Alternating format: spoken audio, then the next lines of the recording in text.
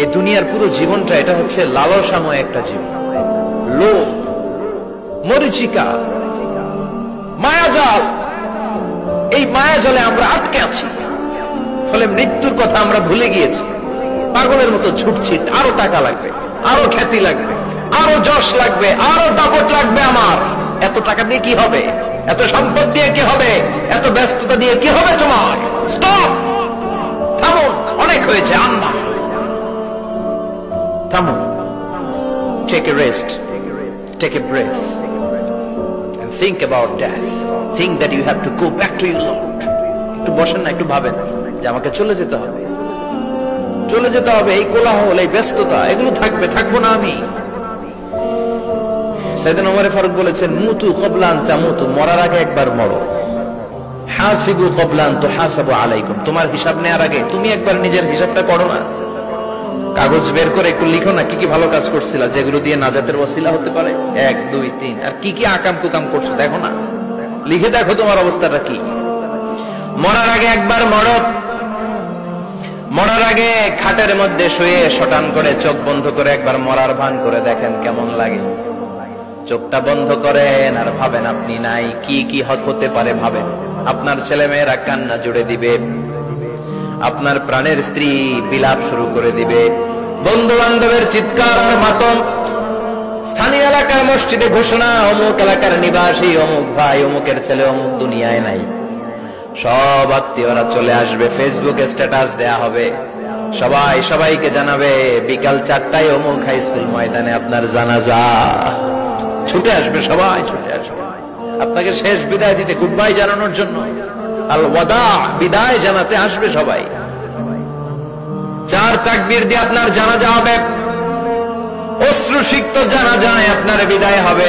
কাঠের খাটিয়ার মধ্যে করে কাঁধে তুলে আপনার কবরে নেওয়া হবে, আগে থেকে খুঁড়ে রাখা কবরটার মধ্যে আপনারে বিছিয়ে দেয়া হবে, বাঁশের কচি দিয়ে তার উপরে মাটির চাপা দিয়ে সব চলে যাবে।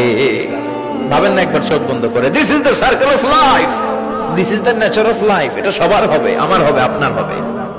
এত মায়া, এত ভালোবাসা কই যাবে? কেউ থাকবে না, সবাই আপনার অন্ধকার কবরে রেখে দিয়ে চলে আসবে। উপরে বাঁশের কঞ্চি, তার উপরে মাটির চাপা, অন্ধকার আর অন্ধকার। এই অন্ধকার যেন শেষ হতে চায় না, শুধুই অন্ধকার, ঠিক কিনা? এজন্য আমাদের চলে যেতে হবে।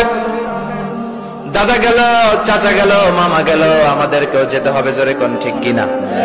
একদিন মাটির ভেতরে হবে ঘরে মন আমার, কেন বন্ধ দালান ঘর, প্রাণ পাখি উড়ে যাবে পিঞ্জর ছেড়ে,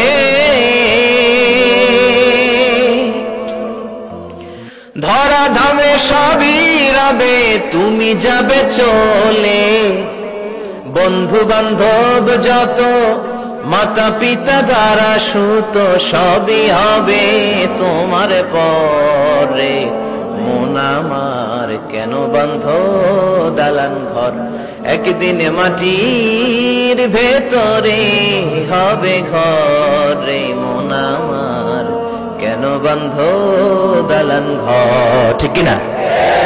সব করে থাকবে, চলে যেতে হবে আমাদেরকে। এজন্য আখিরাতের কথা যেন আমাদের স্মরণ হয়। বিশ্বনবী বলতেন, নাহাইতুকুম আন জিয়ারাতিল কুবুর, আমি তোমাদেরকে কবর জিয়ারত করতে আগে নিষেধ করতাম, কিন্তু এখন নিষেধাজ্ঞা প্রত্যাহার করে নিলাম। এখন সব সময় তোমরা কবরের সামনে যাবা আর জিয়ারত করবা। কবরস্থানে জানতো বড়ুয়া কৃষ্ণপুরের এই গ্রামের কবরস্থান আছে কোন দিকে? পূর্ব দিকে আছে, গোখরার জলের ওদিকে। যান আপনারা, একটু যাবেন, একটু গেলে আখিরাতের কথাটা স্মরণ হবে। ওখানে ছোট শিশুরা শুয়ে আছে, কিশোর যুবকরা আছে, আপনার মতো তাগড়া যুবক, মুরব্বীরা আছে। এরা এই এলাকায় থাকতো, এরা আকাশ থেকে নেমে আসে না, এই এলাকার সন্তান, আজ নাই। একটা সার্টেন পিরিয়ড শেষে আপনিও থাকবেন না। This is the nature of life, this is the circle of life. ছোট্ট শিশু হয়ে এসেছিলেন, শৈশব, কৈশোর, যৌবন, প্রৌঢ়ত্ব। আগে ছিলেন সিঙ্গেল, বিয়ে করে হয়ে গেলেন ডবল। এরপরে আল্লাহ আপনাকে একটা মেয়ে দিল, এরপরে মেয়েকে বিয়ে দিয়ে শ্বশুর হলেন, এরপরে ওই মেয়ের ঘরে সন্তান হতে নানা হলেন। আর কতদিন? অনেক দিন হলো তো, অনেক লম্বা সময় পেয়েছেন আপনি। Think about death. এবার যাওয়ার কথা ভাবেন, আখিরাতের সামানের কথা ভাবেন, ফিরে যেতে হবে। কি শক্তিশালী যুবক, বার্ধক্য চলে আসলে লাঠি ছাড়া চলতে পারে না। কুচকুচে কালো দাড়ি সাদা হয়ে যায়, দাড়ির শুভ্রতা, বয়সের ভার, রং ধরা যৌবন জং ধরে শেষ, ঠিক কিনা? This is the circle of life. যুবক ভাইরা, এটাই জীবন, চলে যেতে হবে, কেউ থাকতে পারবে না, ঠিক কিনা? এটা রিমাইন্ডার আল্লাহ এই সূরার ভেতরে দিয়েছেন যে তোমাদেরকে ফিরে যেতে হবে, এই লোভ লালসা ছেড়ে দাও। রব্বুল আলামিন বলেন, আল্হাকুমুত তাকাসুর হাত্তা যুরতুমুল মাকাবির। ও গোলাম, দুনিয়ার সম্পদ, লোভ লালসা তোদেরকে পাগল বানিয়ে দিয়েছে। এই লোভ পাগলামি কোনোদিন তোদের থামবে না যতদিন না তোরা কবরে ঢুকবি, ঠিক কিনা? কার কথা? আল্লাহ বললেন, দুনিয়ার সম্পদ আর লোভ আর মোহে তোমরা গাফেল হয়ে গিয়েছো। আখিরাতের কথা বেমালুম তোমরা ভুলে গিয়েছো, কিন্তু আখিরাতে তোমাদের যেতেই হবে, কবরের বাড়িতে তোমাদের ঢুকতেই হবে, ঠিক কিনা? যেতেই হবে, আমরা ভুলে যাই। আলহাকুমুত তাকাসুর, অতিরিক্ত পাওয়ার লোভ, বেশি বেশি খাওয়ার লোভ, বেশি বেশি জমানোর লোভ মানুষকে গাফেল বানিয়ে দিয়েছে। এটা মানুষের স্বভাব, আরো চাই আরো চাই, এই স্বভাবটা আছে না নাই? দেখবেন ছোট বাচ্চারা মসজিদের দোয়া অনুষ্ঠান শেষে জিলাপি দেয় না? বড়িয়া কৃষ্ণপুর কি দেয়? আগে বাতাসা দিত না, এখন কি দেয়? জিলাপি দেয়, মিষ্টি দেয়। তো মসজিদের 2-3 গেট থেকে যদি দেয়, ছোট বাচ্চারা দেখবেন এদিক দিয়ে কয়েকটা নিয়ে আবার ওই গেটে লাইন ধরে। ওর হাত হলো ছোট হাত, ওর হাত ভর্তি জিলাপি, আর নেওয়ার জায়গা না, এরপর আরেক জায়গায় লাইন ধরছে, আরো লাগবে আরো লাগবে, এই আরো আরো আরো চাই, এই স্বভাবটাই মানুষকে কুড়ে কুড়ে শেষ করে দিয়েছে। এত লাগবে কেন তোমার?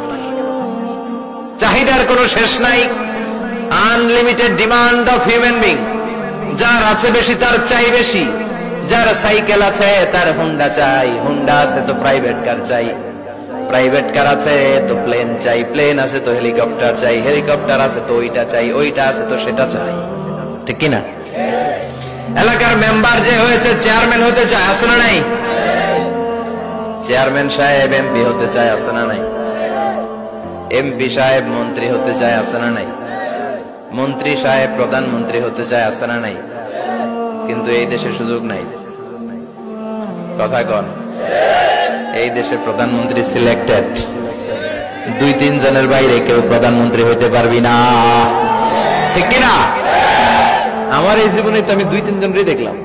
বেগম খালেদা জিয়া, মাননীয় প্রধানমন্ত্রী শেখ হাসিনার ছোট্টবেলা দেখেছি এরশাদকে, আমরা তখন ছোট। তো মানুষের চাহিদার কোনো শেষ নাই, যার আছে বেশি তার চাই বেশি। এজন্য বিষ্ণু বলেছেন, উনজুরু ইলা মান হুয়া আসফালা মিন, তোমার চেয়ে যে খারাপ আছে ওর দিকে তাকাও। ওয়ালা তানজুর মান হুয়া আ'লা মিন, তোমার চেয়ে যে ভালো আছে ওর দিকে তাকাও না, তোমার চেয়ে যে খারাপ অবস্থানে আছে ওর দিকে তাকাও। অনেকে নিজের অবস্থান নিয়ে সুখী না, এরকম আছে না নাই? আল্লাহ আমার এটা দিল না রে, ওইটা দিল না রে, পাইলাম না রে, কিচ্ছু হয় না, কি করব জীবনে, হতাশ। আসলে আছে কিন্তু অনেক, কিন্তু শুকরিয়া নাই, টাকা, ঠিক কিনা? নিজের অবস্থান নিয়ে সুখী না, কিন্তু অনেক লোক আছে তারা আপনার অবস্থানে পৌঁছতে চায়। তাদের দিকে তাকিয়ে দেখেন, আপনি যে অবস্থানে আছেন এই অবস্থানে পৌঁছাটা অনেকের কাছে স্বপ্ন। তারা প্রতিনিয়ত সংগ্রাম আর স্ট্রাগল করে যাচ্ছে আপনার অবস্থানে পৌঁছতে, আর আপনি এটা নিয়ে সন্তুষ্ট না। শেখ সাদির নাম শুনেছেন? বালাগাল উলা কাশাফাত দুজা, এই কবিতাটা রচয়িতা, ইরানের বিখ্যাত এক কবি। উনি একবার আর্থিক সমস্যার মধ্যে দিয়ে সময় কাটাচ্ছেন, টাকা নাই, পয়সা নাই, পায়ে দেওয়ার মতো জুতা নাই। উনি খুব দুঃখ পেলেন, হায় রে, আমি ইরানের এত বড় কবি, আমার পায়ে দেওয়ার মতো জুতা নাই। দুঃখ ভরা মন নিয়ে রাস্তায় হাঁটতে বেরোলেন। হাঁটতে হাঁটতে হঠাৎ দেখলেন একটা লোক শুয়ে শুয়ে কাঁদছে, ওই লোকটার 2টা পাই নাই,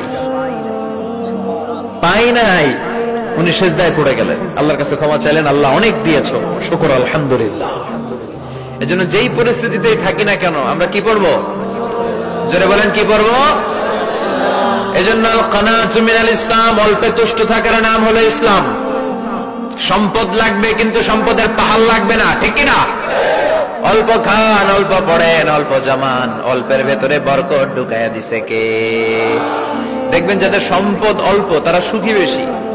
জরিপে এটা দেখা গিয়েছে, অনেক সার্ভেতে এটা এসেছে, যারা সম্পদশালী এরা দুঃখী বেশি, এদের দুঃখ বেশি, টেনশন বেশি। খুব স্বাভাবিক, টাকা যার বেশি রোগ তার বেশি, টাকা যার বেশি টেনশন তার বেশি, টাকা যার বেশি ঘরে শান্তি তার কম।